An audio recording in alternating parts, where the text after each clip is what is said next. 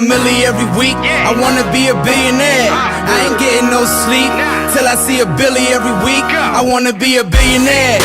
Billionaire, I wanna be a billionaire. Ladies and gentlemen, how you doing? Welcome to another episode of Sleep is for Billionaires, the podcast. I am your host, Johnny Vegas. Now today, I got a special guest on my show, ladies and gentlemen. You're in for a treat. This man is a director, a writer, and an editor. Ladies and gentlemen, Michael Ray. How you doing, King? Good, man. Nice to meet you. Thanks for having me. Blessings, man. But thank you for coming through. I know we've been in talks to try to schedule this, but we finally made it happen. Finally. I'm glad you came here today, brother. Thank you. You know, there's gonna be an interesting conversation because I'm in the director, writer, editor, film industry myself. So I feel like we can learn a lot from each other as well as possibly collab in the near future. Absolutely. Basically, again, this show is about getting insider information for those looking to be in your position, especially being in California. There's a lot of inspiring filmmakers, writers, producers, all types of stuff. That's right. So I basically want you to drop some jewels on them through your timeline and what kept you going, what helped you get to the success that you've achieved. So let's start from the beginning, brother. Where you from? I'm from the Bronx. We're talking about that off camera. BX all day. So we're in the Bronx. Baychester Avenue. Okay. Yeah, okay. so born and raised in the Bronx. I'm the youngest of three boys. I have two older brothers. Okay. My parents are Jamaican immigrants. Are your brothers in the film industry as well? No, not at all. No one is in the industry. It's just you. Yeah, exactly. But my dad did Con Edison. Oh my God, Con Edison. Yes. You know how many times they cut my lights off? Don't blame me. So yeah, he did that. Both my older brothers did that. Right, because they didn't finish college, so they ended up doing that. Mm-hmm. My mom and my dad did real estate. Okay. Made a lot of money doing that. We moved out of the Bronx to Westchester. Okay. Big money. Yeah, Let me hold something. Yeah. So we were out there by Westchester, Mount Vernon, where Denzel's from. Okay. Money earning Mount Vernon, as they call it. Yeah, money earning Scarsdale, which is like one of the richest areas in America. Mm-hmm. And so we took a big leap from not having nothing to having a lot. Right. But the problem was, being one of the few black families out there, mm-hmm. It was a struggle to fit in. So as a kid, I had to escape through entertainment. And so I watched a lot of movies, a lot of TV. And was that difficult for you? Like the whole trying to fit in? Like what was that like? You know what I'm saying? Like, I mean, was it like racist out there? A little bit. I definitely experienced some of that. And so I kind of had to, realize, okay, I'm never going to be the popular kid at school. I'm never going to get all the girls. I wasn't the most athletic, even though I tried because I love sports. I'm very competitive in that way. So I watched a lot of movies. I watched a lot of TV. And I'd probably say the two movies that defined my childhood the most were Terminator 2 Judgment Day and GoldenEye, which was Pierce Brosnan's first James Bond movie. And I remember the N64 game with the multiplayer. When you said it, I thought about the game. Yes, that game was iconic. So me and my childhood best friend Kevin would play that game all the time. We'd have friends over. My brothers would play. And that was kind of like my entry into that world. And my father was a big movie buff. He actually named my older brother Omar after his favorite actor, Omar Sharif. And so my dad loved movies, particularly James Bond movies and anything with Denzel. Right. So, of course. So we would always go to the movies together, and that's kind of where my passion for movies grew. My mom didn't really have it. She would actually fall asleep a lot watching movies. But, my dad would take me wake me up when we're in escrow. Yeah. She did like Robin Williams movies, though. Oh, of course. Rest in peace, Robin Williams. Rest in peace, Rob. Yeah. So, but she was more of a comedy guy, but me and dad liked action and stuff. And so we'd watch those types of movies. And that's kind of when it developed. But it didn't really become like a passion until my senior year of high school. When I had this professor, I'll never forget his name, Mr. John D. Palermo. Okay. He was my media professor. And we had to direct a music video. Right. And so me and my partner, I think his name was Jermaine. You think his name is Jermaine? Yeah, I can't remember. It was so long ago. One of these guys. Yeah. And so we chose a Dave Matthews Band song called Every Day, where this homeless guy goes around LA trying to get people to hug him. And so I would operate camera, and Jermaine would go around the school trying to get girls to give him a hug. And girls would like say, "Get away," whatever. And so we edited it. Was that staged, or were the girls really like, "No, bro, I'm wrong"? No, it was real. It was real. They didn't even know what was happening. Like, I ain't touching you. Yeah, we wanted real reactions. Yeah. He ain't get no love. No, he got one. Yeah. You got one. Yeah, so when we showed it to the class and everyone was laughing at all the right moments and cheering at all the right moments, all of a sudden, this kid who couldn't fit in, couldn't play sports, I suddenly knew what I was good at. And everyone was entertained by what I did, and I'll never forget that feeling that I had, and that's the moment I realized I gotta be a filmmaker. I gotta be a director. Yeah. But you would think in that part of the story, okay, he goes to film school NYU or something like that, and the rest is history. For whatever reason, I don't know if I just didn't have the confidence, but speaking of going into music, Di Palermo had this producer who would work with Big Pun and Diddy and all these people come and speak to us. And my best friend at the time, Renee, we loved hip hop. And I decided, I'm going to be the next Timbaland. I'm going to be the next Swiss Beats. Yeah. And we decided to intern with him over the summer. And then I fell in love with making beats, making music. And so I was like, okay, I'm going to be a hip hop producer. And so I went to a college called Mercy College. And to major in music production, which is what I specialized in. And about a year of that, I realized this isn't my passion. This isn't what I love. And so I dropped out of that. I stayed in school, but I switched to business marketing, but that wasn't my passion either. And I was just like racking my brain, like, what makes me happy? What do I want to do? And at the time I was dating this girl, and my life was just built around her. So I was just like, and I even told her this, when we were going back and forth, like, I could be a garbage man. As long as I have you, I'm happy. Right. And then lo and behold, we break up. And so here I am stuck wondering, okay, my life was built around this person. She's not here anymore. What do I do? What do I love? How old were you at this point? 21. Okay. I was 21. Just became a man. Just became legal. Exactly. 2005, 21. I was like maybe halfway through college, 2 years away from graduating, didn't know what I was going to do in my life. And I said, well, what do I love? I love making movies. And so it started off, like, at that point, we had so much college loan debt. I couldn't tell my parents, now I want to go to film school now. You know what I'm saying? So I was like, well, what's the other way? And so Ben Affleck had just did Gone Baby Gone. Okay. And I was like, okay, I'll just become a famous actor and then become a director. Like, it's that easy. Yeah, it's not. It's not. But that was my idea. So I went online, how do you get an agent? Somehow found out about this competition in Florida called Talent Rock. Okay. And it was run by Lou Pearlman. You know who Lou Pearlman is? No. You know who he was? Okay, so maybe if I see him, I'm better with faces. Yeah. He was this big, fat, old white guy. He put together the Backstreet Boys and NSYNC. Okay. Yeah, and so he ran an airline company called Transcontinental Airlines. And he, New Kids on the Block, I think it was, rented his plane. He was like, how can they afford my plane? That's for billionaires. Yeah. And he looked into how much money these boy bands were making. And he's like, I got to put my own group together. So he put together Backstreet, put together NSYNC, O-Town, all these different groups, made all this kind of money, but wasn't paying them. They had to sue him, know? So anyway, so he put together Talent Rock, which was for actors, models, singing, whatever you want to do. I just met him, shook his hand. And so I auditioned, and I got a $10,000 scholarship to an acting school in New York. Congrats. Thank you. So I went out there. It was a 2-year conservatory. And obviously, in the back of my head, I'm like, I'm not really here to be an actor. I'm here to direct. So I didn't really take it as serious. I was partying, having a good time, renting cameras. I shot a little short film while I was there. Yeah. And I was just trying to get comfortable with the camera. I was not comfortable in front of the camera. I think I have talent as an actor, but I just don't like the way I looked on camera. And I just, I'm kind of a control freak, so I like to tell other people what to do instead of having someone tell me what to do. Yeah. And so I would clash a lot with the teachers. And I got into a big clash with a teacher to where I was like, I don't want you to teach me. Her husband was also a teacher at that school. I said, I want your husband to teach me next semester. Because at the end of the first semester, you can pick, do you want to stay in your group or do you want to switch? So I switched. And so I did there 1 year, and then I left. And do you remember Hot Topic, the clothing store? Yep. Where all the heavy metal people. Yeah, so I used to work. Still there. Yeah. So I was like the one black guy there. I had no tattoos at the time. I have one now. Yeah. And so every Thursday, unsigned bands would come through. And I was like, yo, can I do a music video for you guys or something? $100 or free, whatever. And so I did that for a year. I put it on MySpace, which tells you how long ago this is. Yeah. And then this company in Miami called BMAC Films discovers me. They're like, yo, you're really talented, man. You should come down here if you're ever in Florida, and we'd love to work with you. They were working with T-Pain. They were working with Flo Rida, like big name artists, and some other artists too. And just so and behold, my parents were selling the Bronx house, purchasing a home in Florida.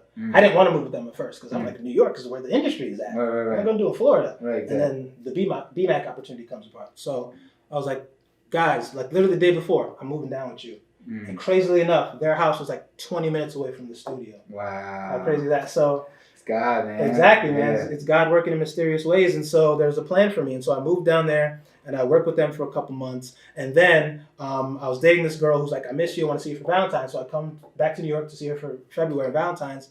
And then I get a call from Eddie Forbes was the guy at the time. He said, B-Mac, we're going bankrupt. We made some bad investments. We're disbanding the company. Damn. So this is February of 2011. Right? I'm in my brother's side room in Harlem. Yeah.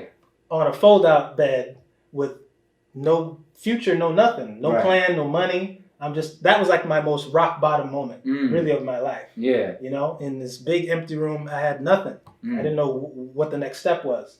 And so I had to really look at myself in the mirror and go, how bad do I really want this? Right. Am I going to quit? No. Or am I going to keep going? You better keep going. Got to keep going. So what I did was, you know, the path wasn't clear, but that's how you got to trust in God. Right. So I just started getting regular jobs, and then I started working in Central Park, selling bikes, renting bikes to tourists. Met these Croatian girls, and they're like, you got to come out drinking with us. And I'm not a big drinker, so I'd always say no. But then one day I was like, you know, let me just go and hang and have some drink with them. And I told them what I do, and they're like, yo, we know a guy who's in the business. Some guy named Matthew Schroeder. He's like a DP. He's worked in commercials. And I was like, commercials? That's what I want to do. Yeah. You know, I just finished reading this book by Thomas Richter, who's a TV commercial director, called The 30-Second Storyteller. Every commercial is basically a 30-second story. And I was like, I got to get into commercials. All my favorite directors, Ridley Scott, Tony Scott, Michael Bay, David Fincher, Joseph Kahn, Joe Kosinski, you know, all these guys started off in TV commercials. Yeah. You know, and I was like, I wanted to have a career like them, to where I'm known in commercials, I'm known in music videos, and then I pop in Hollywood. That was the plan. Right. And so I met with Matt, and he was a really cool guy.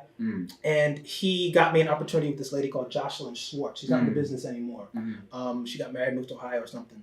But she was working with Radical Media, and they do big commercials. And so she got me a PA job. Yeah. Working on, my first job was for Hyundai. Okay. A car commercial that ended up airing on Monday Night Football. Right, but it was the craziest shoot I've ever been a part of. First of all, huge crew. Right. 200 people. I felt like I was shooting a Transformers. It'd be like that. Yeah. And it was in the middle of a snowstorm. So everyone was freezing cold. There were heaters everywhere. We had to make sure the heaters had batteries. My job was to put batteries in the walkie-talkies. They were freezing up. So everyone was freezing. It was snowing cold. We had a helicopter. That was like our A camera. We had the Porsche camera vehicle as our B camera. Big famous German director. I was bugging him with questions. You know me, just always picking people's brains and trying to get where he's at. And it was a crazy all-night shoot, all-night experience. Got home at like 7 in the morning. I made like maybe $800. Okay. And it was like the best night of my life. I was like, this is where I want to be. This is what I want to do. Right. You know? And but she was my one contact there, and she ended up leaving the business. Yeah. And so that was my only opportunity with them. And so back to square one again. And so I started directing these music videos, continued to do that. My mom, of all people, called me up. They're down in Florida, and she's like, we met this reggae artist at a wedding, and she needs a video. Yeah. So I flew down to direct the video for her. And she was like, I was just telling her what I want to do. And I was like, I want to be a filmmaker, you know. And she was like, I'm going to put you on the phone with somebody. Okay. So when she first came to America from Jamaica, she moved to Philly. And she somehow was living in a house with Will Smith and his cousin, a guy named Kenny Snyder. Wow. Yes. Okay. And so Kenny Snyder was, at that point, this was like, I think, 2012. He was one of the writers at Universal Pictures. Okay. And so she put me on the phone with him. And I showed him my music video reel. He was like, Mike, that's cool and all, but I want to see you make a film. And we could shop it around Hollywood. Maybe I could do something for you. Now, the big mistake I did was I never got his phone number. Oh, she just put me on the phone with him, but she never gave me his phone number. Right. So we ended up losing contact with her. She went overseas somewhere, like she went to perform for De Beers Diamond Company. Okay. And they licensed her, so she's just doing boat tours and yacht tours, and she never came back to the States. So we lost contact with her. And so I couldn't get Kenny's actual number. But anyway, the important thing is it inspired me to make my movie, my first feature film. So I went back to New York in May of 2012, my 28th birthday. And I started working at this steakhouse. I met this girl named Maggie. She was like, I can help you put this project together. She taught me how to write a screenplay. I just wrote scene 1 paragraph, scene 2 paragraph, thinking that's a script. That's not a script. And she was like, Mike, we can't show this to actors. This is terrible. Exactly. So she gave me final draft. I put it on my computer. I learned how to write an actual professional screenplay. And so I did that. We got the actors. She helped me put the project together. She helped me get a bunch of locations. And we shot a feature film in 8 days. Wow. Yeah. I found the DP online.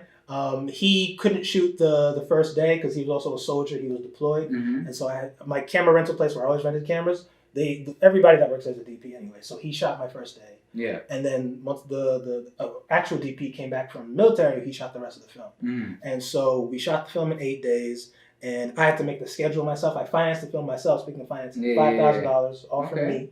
And I had to make the shoot schedule myself. People weren't being paid enough to quit their day job, so I had to schedule people's shoot days around their work. It was crazy.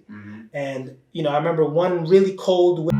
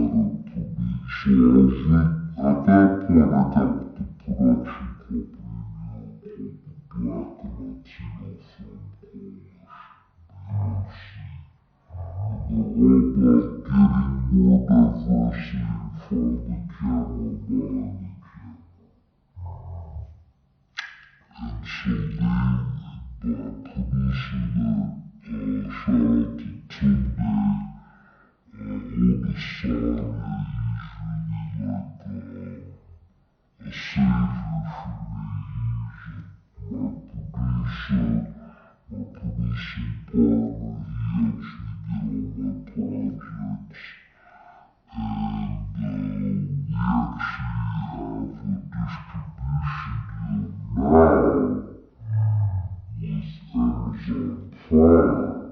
Nice. Right, and so, but we didn't have that then.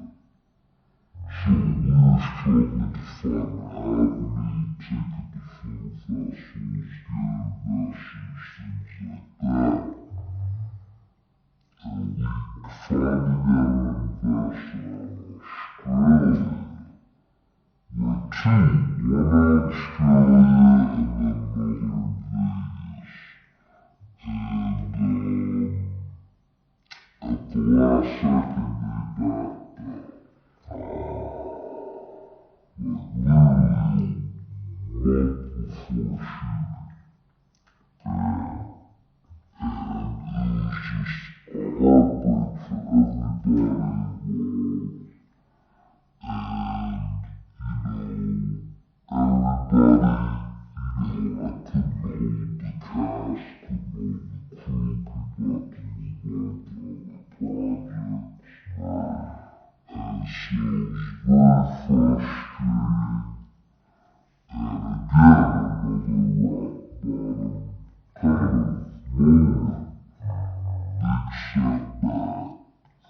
setback. And so what do I do? And so I decided, screw it, I'm gonna move to LA.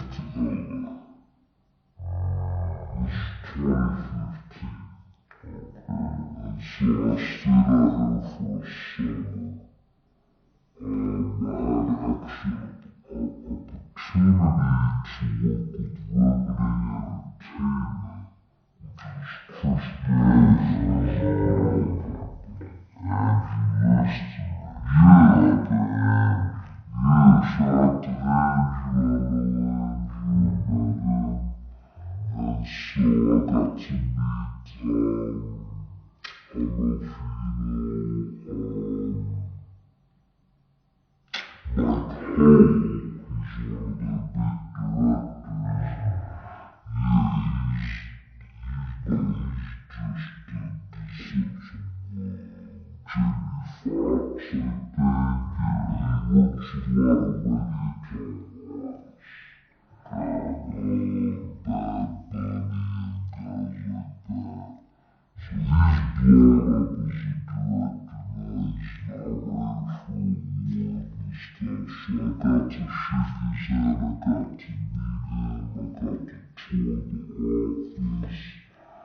And so I was here for a summer, and then my business partner, Ray, and his wife, they have a clothing company. And they were like, we need some commercials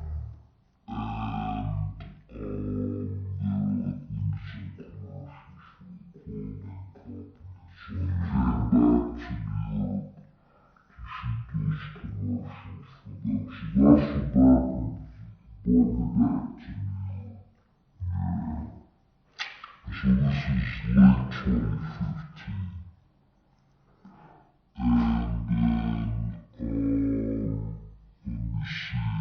me see, and then so 2016, 2017, working on other scripts, helping them with commercials. And then 2017, I got the opportunity that kind of changed everything. So this guy named Eddie out in New Jersey reached out to me through Craigslist of all places, because the presidential election had just happened. And Trump got elected. And, he was like, he had a lot of things to say about that, but he didn't know a thing about cameras or filmmaking. And he was like, I need you to do a documentary for me about the election. Yeah. And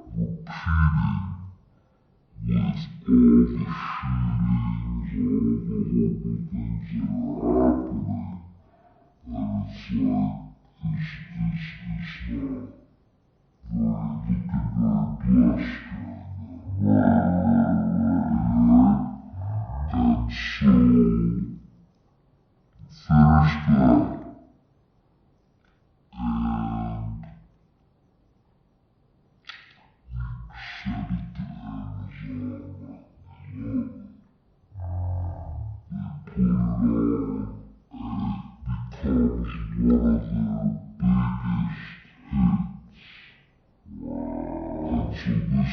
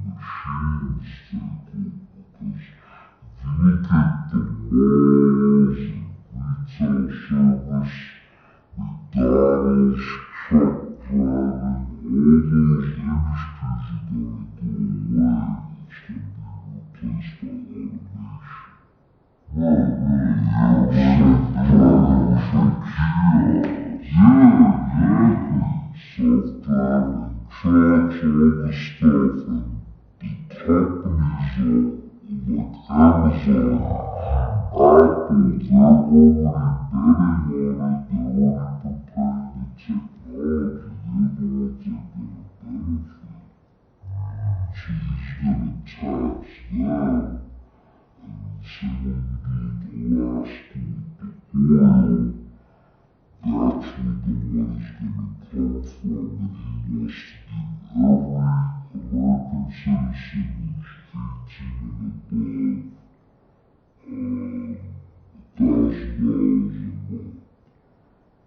and above $1,000 a month. And that, I like the sound of that. That does sound good, but do you honestly think, Americans will back on American, but he's Asian. Yeah, that's what I mean. Yeah, that so far seems to be his biggest hurdle, is the fact that he's Asian. And I think that, I'm not saying I pick him to win, but that's my favorite. As far as his policies, as far as winning, I'm also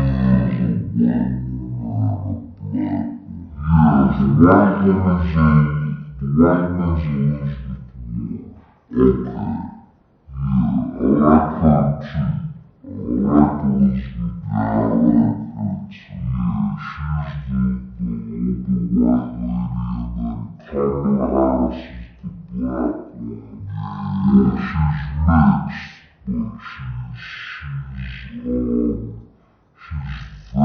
speaks. She's fiery. She comes from a legal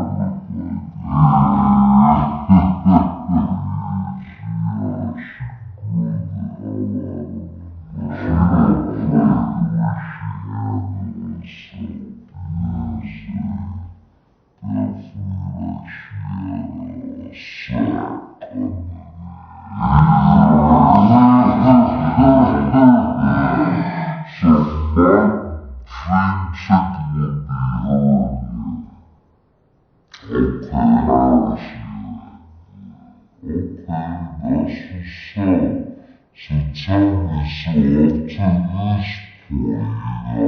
some guy there that they just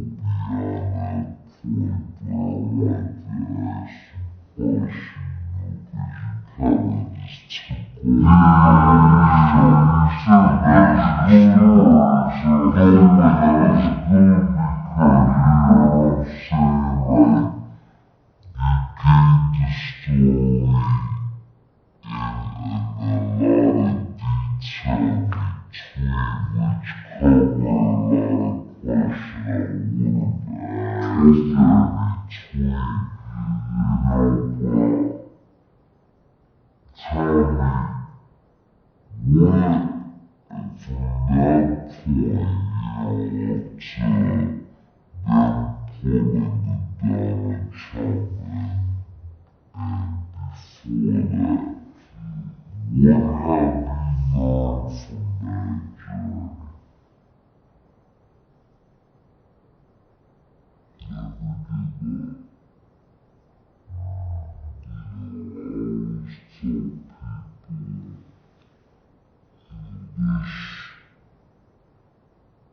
like when you try to drown someone, right? You have to breathe. You need oxygen. Right? If you didn't need oxygen, you just give up because it's difficult to stay above water. But you have to breathe, so you gotta fight, you gotta fight, you gotta fight. If you don't love this, filmmaking or singing, whatever your passion is, if it's not your passion, if it's not your lifeblood, if you're not gonna commit suicide if you don't make it, then you need to think about the business. Because this industry's gonna kick your ass multiple times. Right? If there's a 700 doors in a building, you gotta be prepared to knock on every single door till your knuckles. I'm saying, if you give up at the 10th door, you don't want it. Right? You know what I'm saying? And I also tell people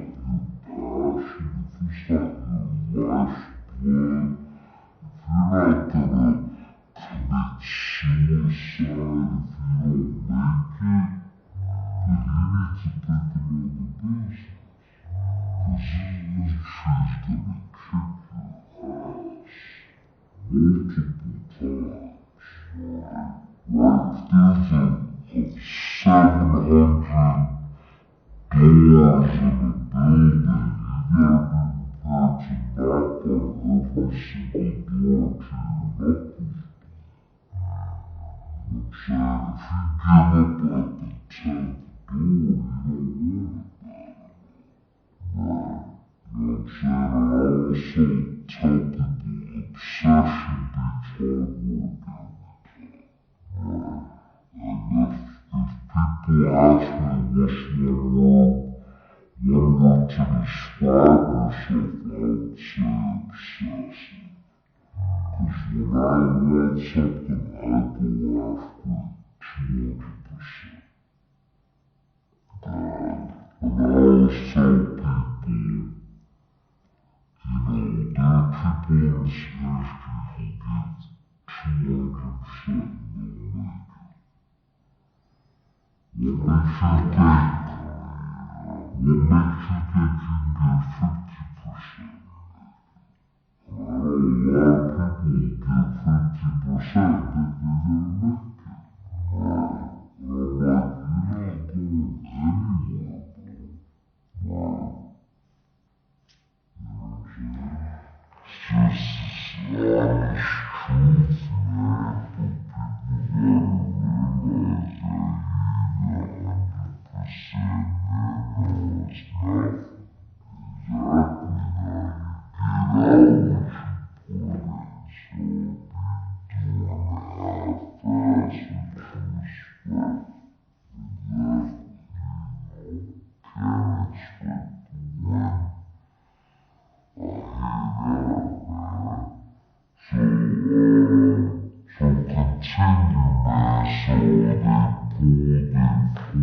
half-ass,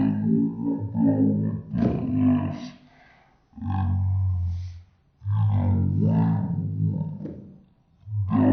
true respect, exactly, can't expect to win. I hear that, man. So continue, man. So they pulled Amazon, now you're like, oh my God, what the F? And, that was 2017, yeah. Okay. 2018, 2018, last year, okay. Last year, so from then to this point, what took place there? Couple things. I kinda got not sidetracked, but I developed a new passion. I didn't realize I had, which is fashion. Interesting. And so, going back on what going back to Wayne Gracie, who went back in,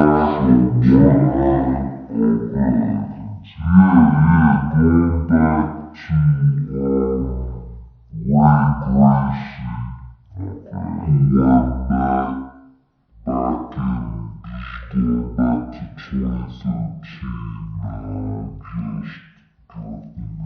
I met an artist, I met a girl on Facebook, she's like, I need you to do 2 videos for me. And then I met up with her and she's like, you need to meet the producer on the song. And then I wrote the song because he has a vision for the video and he raps the last verse, so he's gonna be in it anyway. So meet up with her.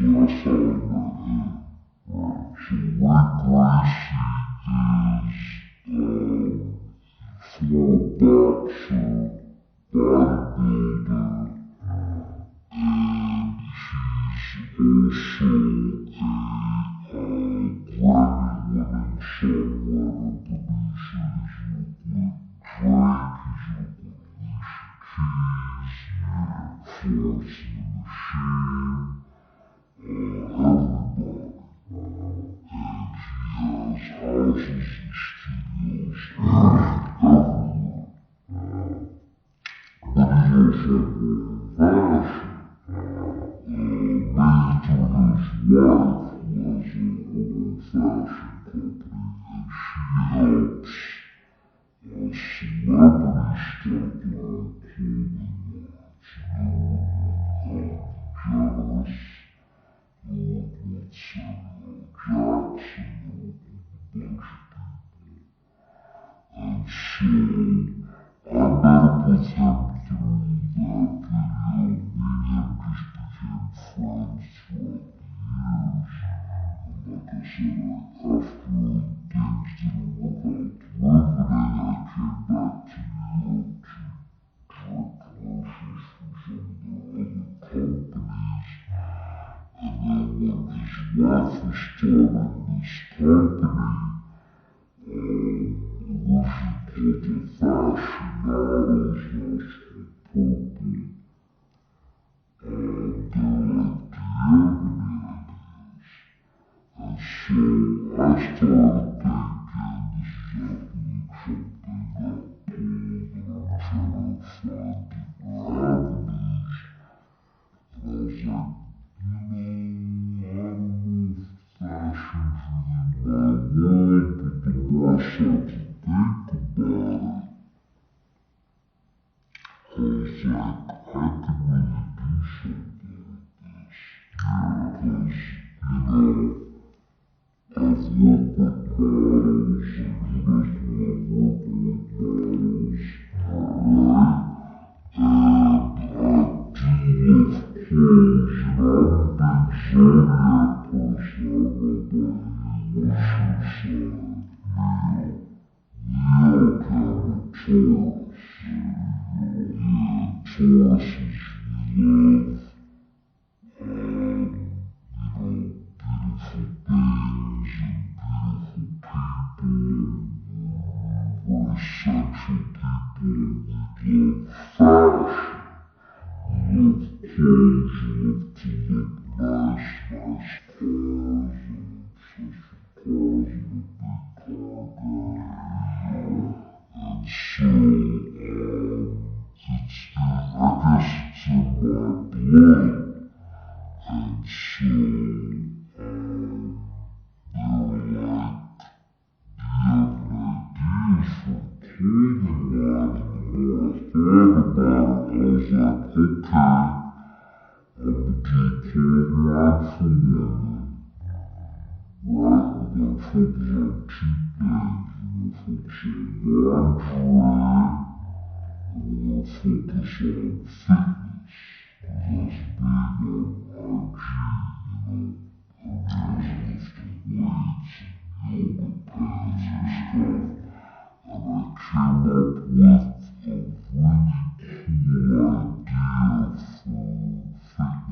clothes and for yoga pads specifically that I was shocked no one else had ever come up with. I'm not gonna reveal it on camera because I think it's $1 million idea. But we're developing it now in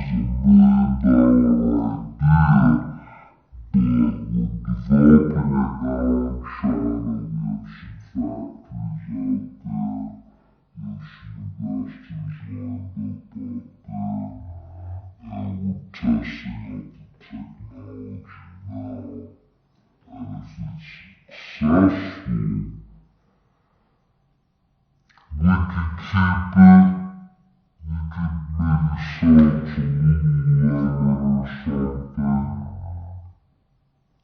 But the bottom line is, I'm passionate about fashion and clothes and that industry. I love that world. Tom Ford, who's obviously a legend in the fashion world, was also a filmmaker, films.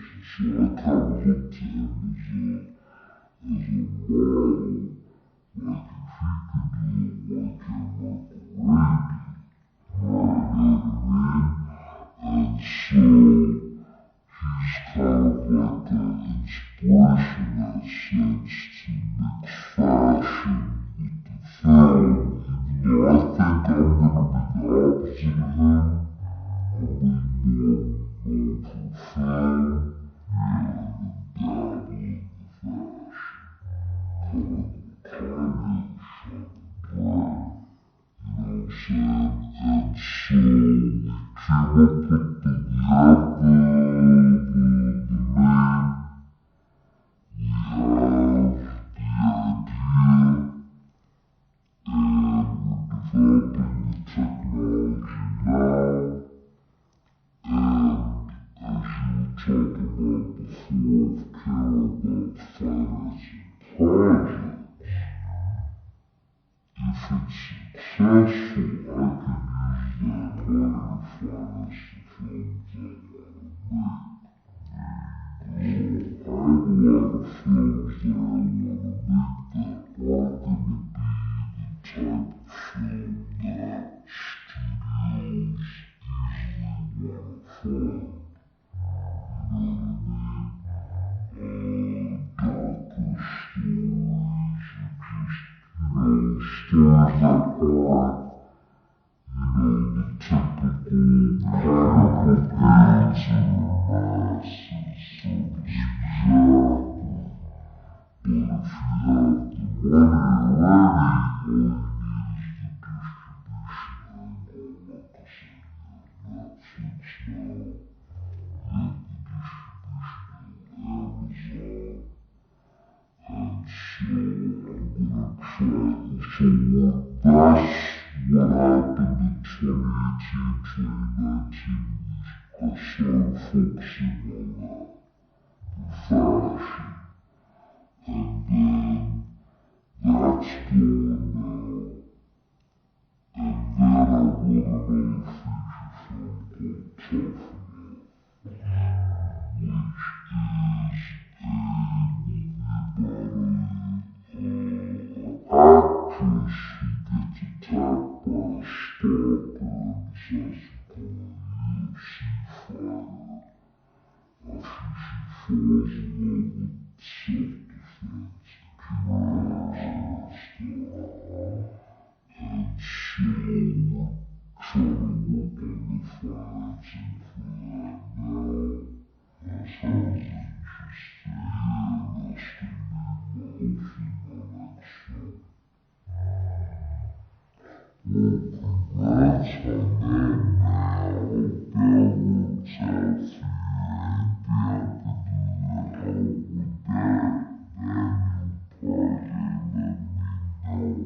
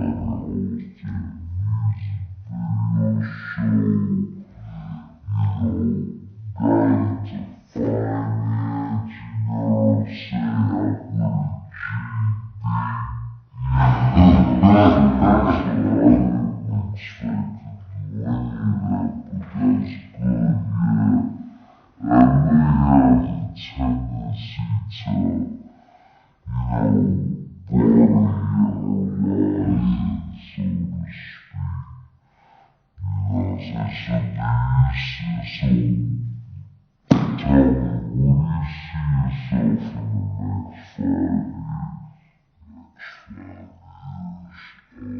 you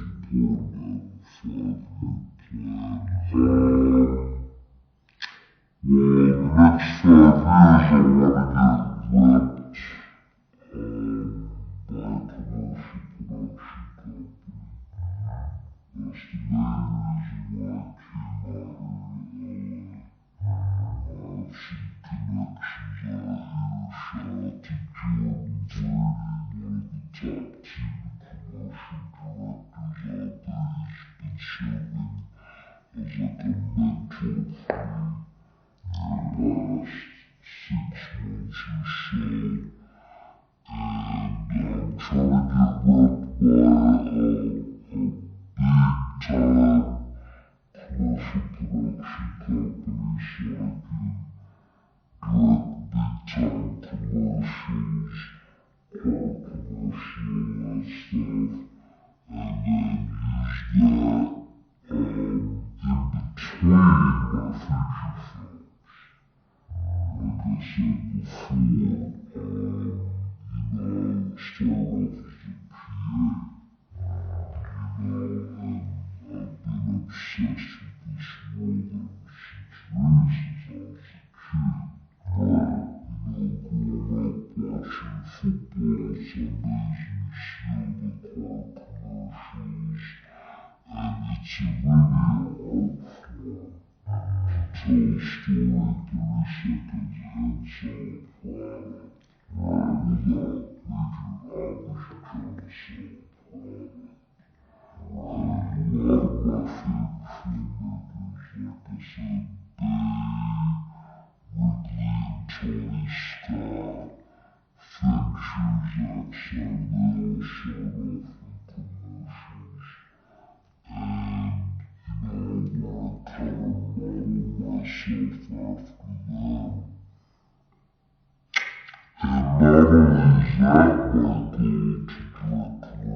yourself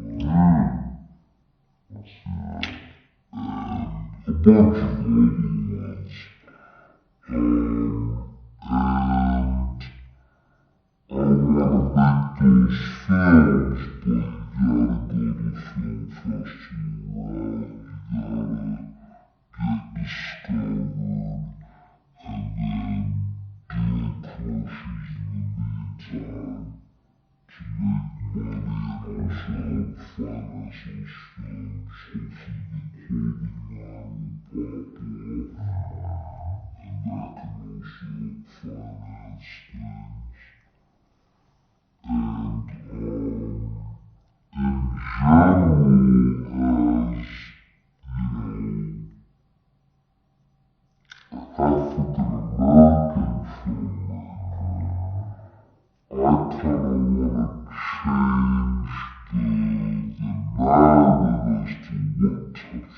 5 years?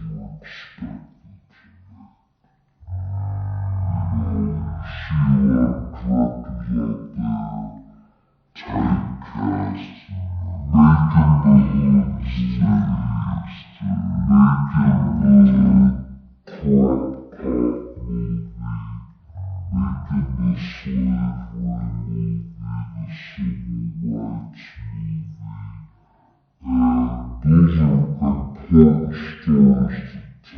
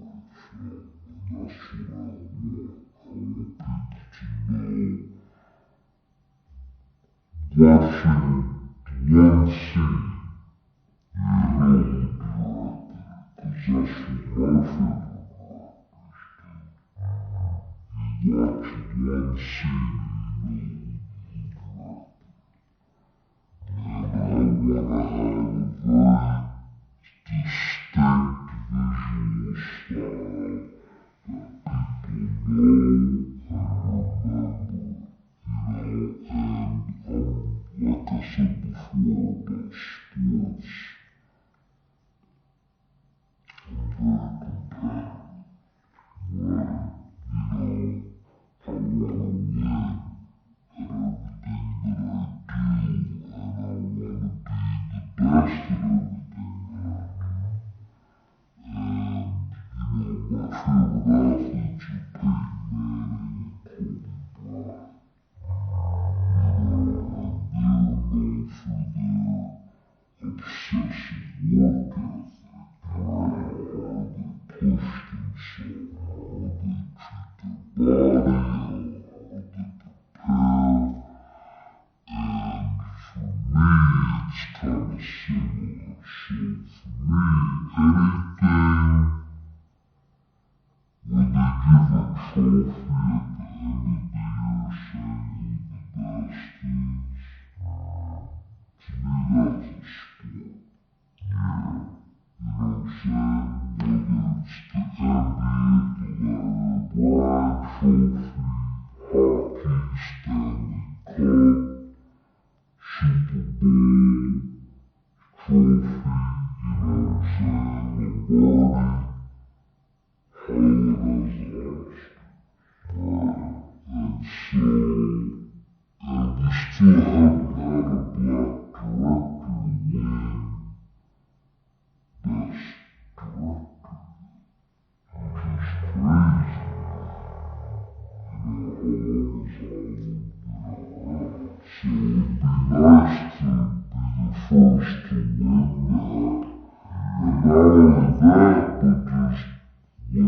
multiple Oscars and to be seen as one of the best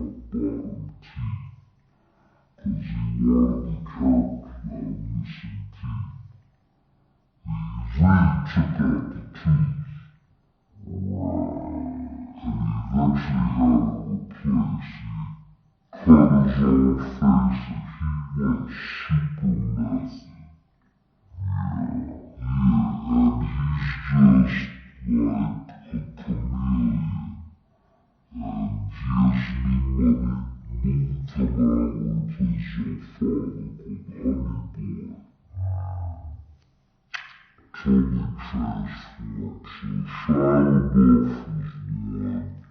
there's no shame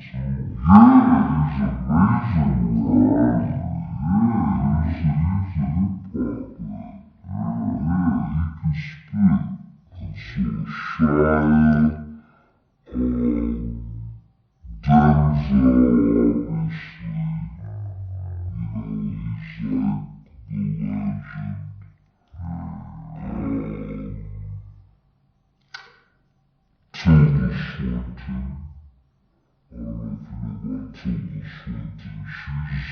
saying that's one of my goals.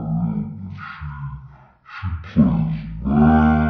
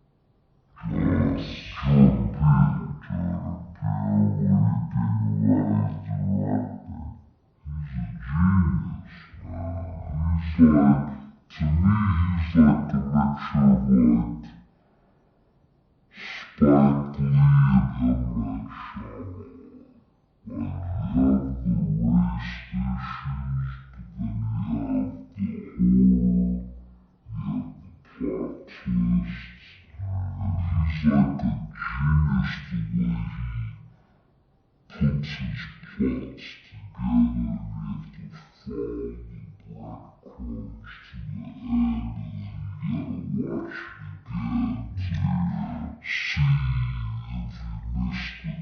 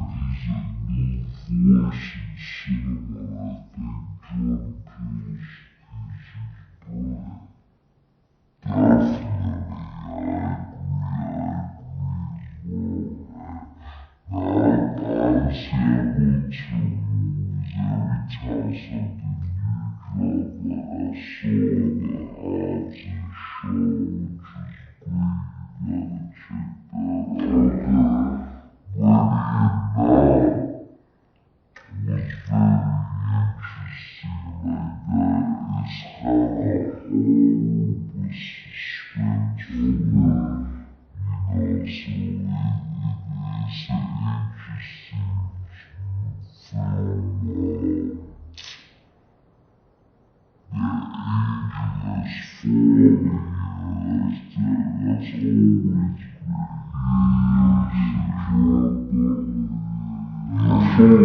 saw the first one.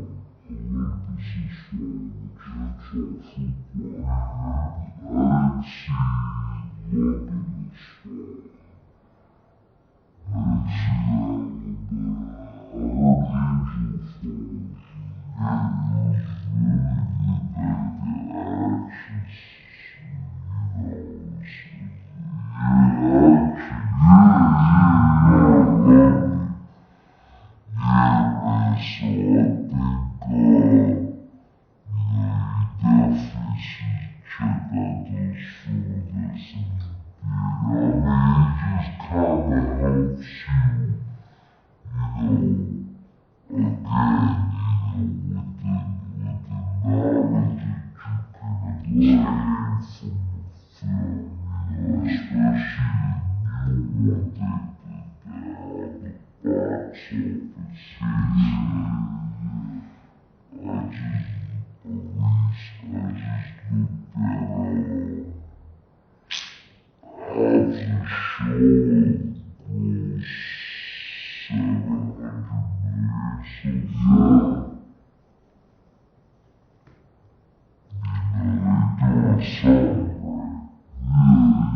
The last thing I probably watched as far as like the show was the director I mentioned before, Nicholas Refn. He did Drive with Ryan Gosling. So he had a show recently with Miles Teller called Too Old to Die Young.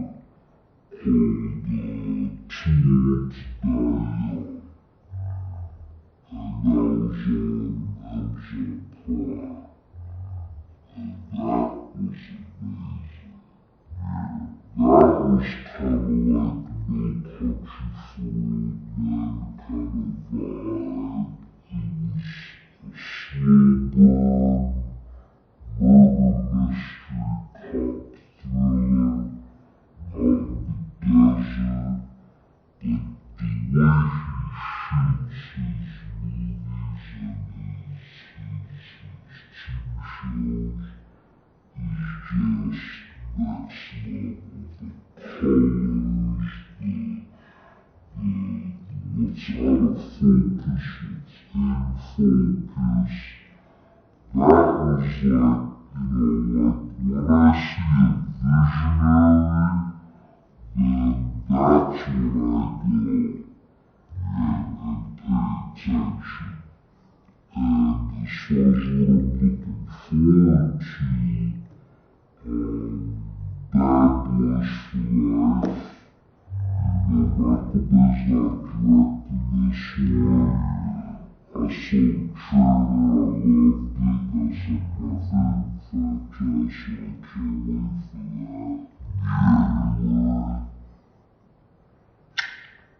Star Wars, Rise of Skywalker. Big Star Wars guy, that comes out in December. Six Underground, the Michael Bay movie from Netflix with Ryan Reynolds and Sam Raimi as Deadpool. Looking forward to that. And then as far as like, highbrow stuff, gotta love Chris Nolan, gotta love Tenet, Chris Nolan's new movie, and then Dune, the remake of Dune. Denis Villeneuve's directing that. That's coming out, I think, next November. Anything to watch Scorsese. He's a legend. He's really good. Nick, and you mentioned one time. No, he's great. He's great. I mean, he's,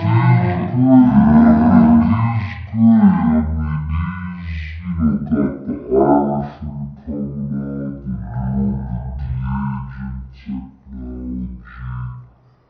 I wouldn't say he's one of my favorites as far as like the subject matter he chooses. But I like his visual style. To me, always comes back to the visuals Cash Man. He's one of those guys who's always, even at his age, he's always pushing the technology. All these guys like Tarantino and P.T. Anderson and Nolan are like all film. Scorsese was like, no, I'll do a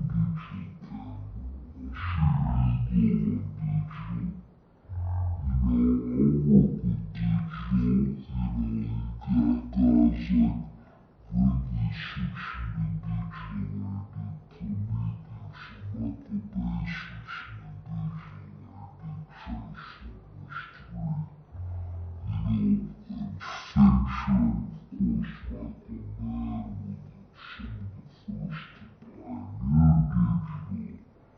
you got guys like Ridley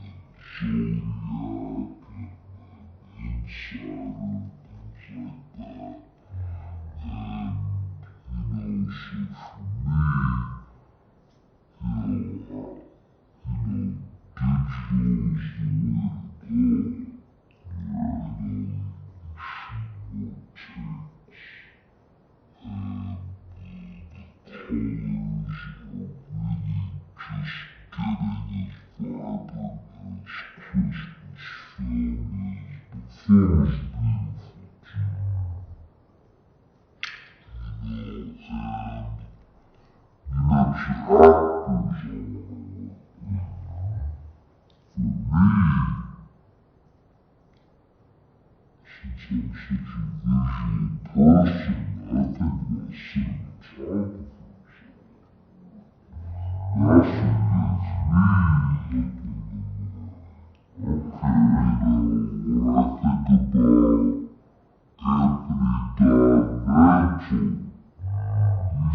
number one. He looks steady. He also shot Rush Odyssey as well. I just love his style. Dan Mindell, used to work with Tony Scott a lot.